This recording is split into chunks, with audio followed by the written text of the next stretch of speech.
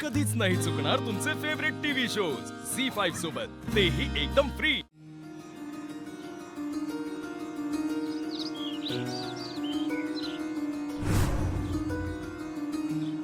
अधिपती,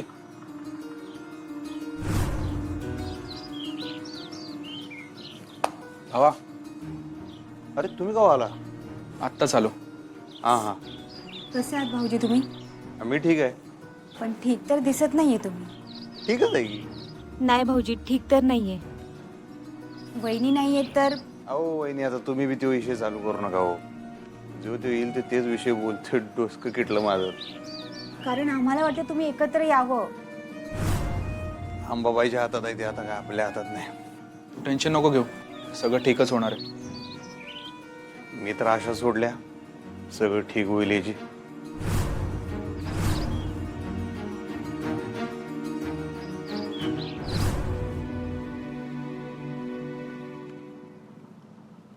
बाळा, फक्त एकदा माझी आणि तुझ्या बाबांची भेट होते, सगळं ठीक होईल।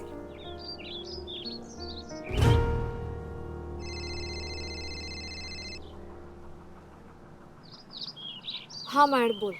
बाप रे, ओळखलंस तू मला? Mad please. मला वाटलं विसरलीस तू मला आता। मी का विसरेन तुला? का म्हणजे आपण भेटल्यापासून पुन्हा काही तुझा फोन नाही, मेसेज नाही। हो सॉरी, मी जरा कामात होते। कामात? सारखी कसली कामात असतेस ग तू? मित्रासाठी थोडाही वेळ नाही तुझ्याकडे? अरे असं नाहीये। मग कसं आहे? जाऊ दे, जातो मी परत। का? का म्हणजे मैत्रीण वेळ देत नाही म्हटल्यावर काय करू मी? तुला माहितीये, माझं मन ना असं कोमेजून गेलंय पार, आणि माझा उत्साह तर ब्लँकेट घेऊन झोपलाय। मॅड, तू खरंच मॅड आहेस। आत्ता कळलं?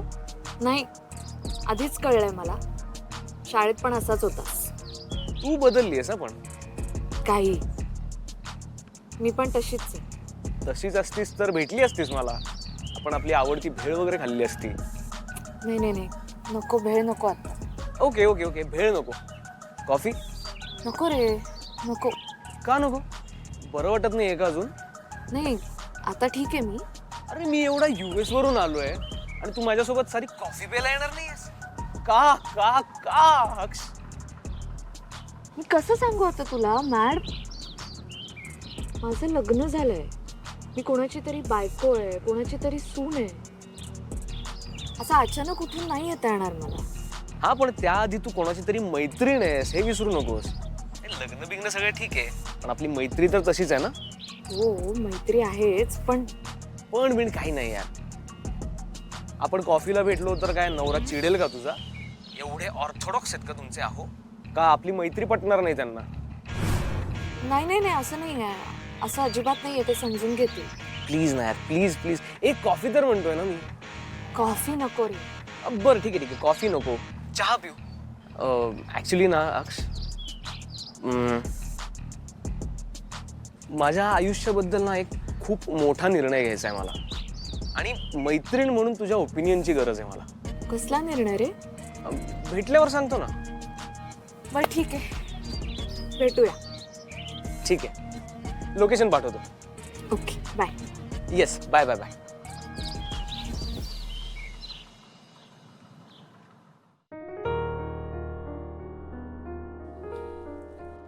अहो,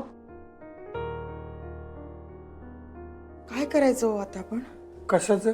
मला अक्षराचं खूप टेन्शन येत आहे। या दिवसांमध्ये एवढा ताण आहे तिच्यावर, बरोबर नाहीये हे। खरं तर या दिवसांमध्ये तिने आनंदी राहायला हवं, बाहेर फिरायला जायला हवं, छान छान वाचायला हवंय। काय काय नशिबात आहे तिच्या हे। ती दाखवत नसली ना तरी खूप ताण आहे तिच्यावर। नाही, आणि खरं सांगू का, हा ताण तिच्यासाठी आणि बाळासाठी अजिबात योग्य नाहीये। विद्या, तू तिला घेऊन कुठेतरी बाहेर फिरायला जा, थोडे वेगळे विषय बोल तिच्याशी। काही सुचत नाहीये हो मला। मला कळत नाहीये की अधिपती काहीच कसं करत नाहीये तिच्यासाठी। माणसं चुकीची आहेत। आपलंही चुकलंय, खूप अन्याय झालाय आपल्या मुलीवर। खूप सोसलंय तिने तिथे, खूप ऍडजस्ट केलं। चुकलं खरं, पण आता ते सुधारलं नाही ना तर घोर अन्याय होईल आपल्या अक्षरावर. तो नको व्हायला. हो ना, एवढी समंजस, हुशार, सगळ्यांना सांभाळून घेणारी आपली अक्षरा, आणि देवाने तिच्या नशिबाला काय दिलंय हे सगळं. तर देवाने काहीच केलेलं नाहीये, माणसं करतायत हे सगळं. जाऊ दे आता, जे नशिबात असेल. आपण ना आता फक्त बाळाचा विचार केला पाहिजे, बाकी सगळं जाऊ दे. हे बघ, तू तिला जरा बाहेर नाही. अगं घरात बसून बसून सारखे तेच विचार डोक्यात येतात ग. आई, आ? मी बाहेर जाऊन येते हा. कुठे? अगं कशाला विचारतीयस? कामाला जाताना असा नाट लावू नये. नाही, मी कामाला वगैरे नाही चाललीये, मदनला भेटायला चाललीये. जा जा, भेट त्याला. अगं जरा वेगळा विषय बोलला जाईल. जा, आम्हाला उलट हवंय की तू बाहेर जावंस, फिरावंस, म्हणजे कसं ना वेगळा विषय होतो, थोडं बरं वाटतं.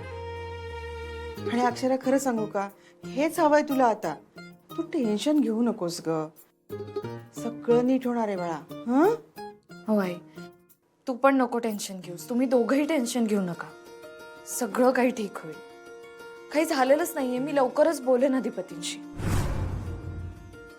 आई, काय म्हणते मी, खरंच खरंच सगळं ठीक होईल. तू नको काळजी करूस. कशी काळजी नको करू अक्षरा? ताण तुझ्या चेहऱ्यावर सगळं दिसतोय ना आम्हाला. आणि काळजी याची आहे की त्याचा परिणाम बाळावर होऊ नये ग. आम्हाला बाळाची काळजी वाटते. मी समजू शकते आई, पण हे बघ, आता हे बाळच तुला सांगतंय की काळजी करू नकोस, मग तरी ऐकशील? खरंच सांगते आई, मी बोलेन अधिपतींशी, सगळं पूर्वीसारखं होईल. आणि तुम्ही ना दोघं असे सतत गंभीर राहत जाऊ नका, जरा हसा बरं. नाही तर तुम्ही पण येता का माझ्या बरोबर? चल आई. हे अगं बाई, नको नको, स्वयंपाक आहे मला. आणि हो, तू सांगा त्यांना मी विचारलं म्हणून. ठीक आहे, सांगते. निघू? सावकाश जाग. हो. बोला हिराबाई, काय खबर? हा, एवढं तडकाफडकी कशा पायी बोलवलं आम्हाला? मॅडम, अहो खबरच तशी आहे. सांगा की पटशिरी. घरचे पोलिसात जायची भाषा करतायत. पोलिसात? कशाला? तुमच्या विरुद्ध तक्रार करायला. का? आम्ही काय केले? संक्रांतीच्या दिवशी जे झालं ते ताईने आणि बाबांनी खूप सिरियसली घेतलंय. ताई म्हणत होती भुवनेश्वरी मॅडमना खडीच फोडायला पाठवणार आहे. अजून काय म्हणल्या? ताई म्हणत होती की सासरी खूप छळ होतोय माझा, आणि मी काय अडाणी आहे का त्यांच्यासारखी की त्या काहीही करतील आणि मी गप्प बसेन. म्हणून अन्याय झालाय माझ्यावर तर मी कायद्याने उत्तर देईन असं म्हणत होती ताई.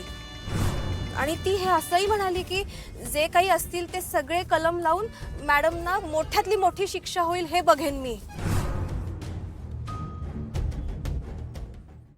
झी5 ॲप डाउनलोड करा आणि पहा सर्व एपिसोड्स एकदम फ्री.